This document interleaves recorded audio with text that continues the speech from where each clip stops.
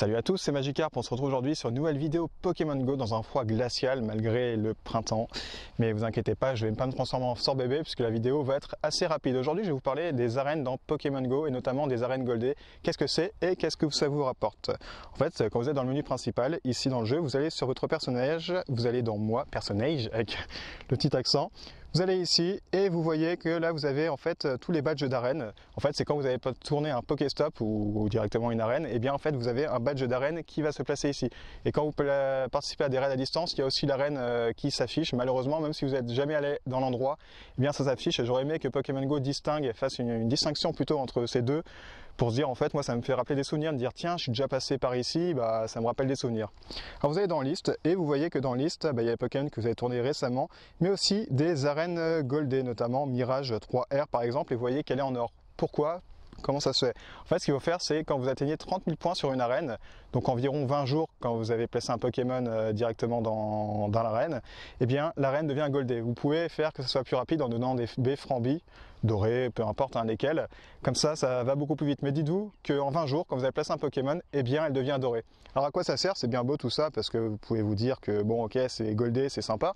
Eh bien en fait, ça permet d'avoir plus d'objets quand vous tournez directement les Pokéstops. Donc ça a vraiment un intérêt, surtout quand vous avez un Pokémon qui est placé, ou quand c'est la team, par exemple, imaginons que vous soyez team rouge, que vous n'avez pas de Pokémon de team rouge parce que vous n'avez pas la place, vous tournez le Pokéstop, si en plus elle est Goldé, bah, vous avez beaucoup plus d'objets, beaucoup plus de Pokéball. Donc en plus de se dire bah super, j'ai l'arène Goldé, eh bien ça permet d'avoir des objets supplémentaires. Donc c'est plutôt cool par rapport à ça. C'est assez compliqué, hein, ça dépend si vous êtes dans un endroit paumé ou pas, mais pour placer un Pokémon, imaginons que vous soyez en vacances, bah, généralement, est-ce que si vous avez une semaine de vacances, que vous placez un Pokémon, l'arène va pas être tapée juste avant que vous soyez parti ou quand vous serez parti? C'est vrai que c'est compliqué, mais si vous habitez à côté d'arènes, je pense que les 20 jours, vous arrivez à les faire assez rapidement, peut-être au bout de 2-3 mois, de toute façon vous n'êtes pas pressé, mais au moins dites-vous que ça vous permet d'avoir des objets supplémentaires et ça c'est plutôt cool. Alors c'est pas des objets inédits, hein, c'est des Pokéballs en plus, mais parfois ça peut faire vraiment la différence et c'est super important. Tenez, j'ai un Fantominus, je vais juste voir s'il n'est pas chromatique, on sait jamais, hein. Il n'est pas chromatique, 1160 PZ, on va pas le capturer. Je vais regarder aussi pour vous montrer dans les amis, faire un petit peu, attendez, je vais mettre les amis récents. Je vous avais parlé du code de parrainage très récemment. En fait, je vais vous montrer concrètement en quoi ça consiste ici. Et bien voilà, par exemple avec MXMESP, eh bien il m'a rajouté un code parrainage. Donc quand il accomplira ses défis, eh bien moi je pourrai avoir ses cadeaux supplémentaires. Et lui aussi de son côté, il a évidemment des cadeaux supplémentaires quand il atteint ses défis. Attendez, je vais vous donner quelque chose de concret. Est-ce que j'ai réussi à retrouver la personne? Tenez, regardez, avec Florian25 qui lui aussi m'a rajouté un code de parrainage.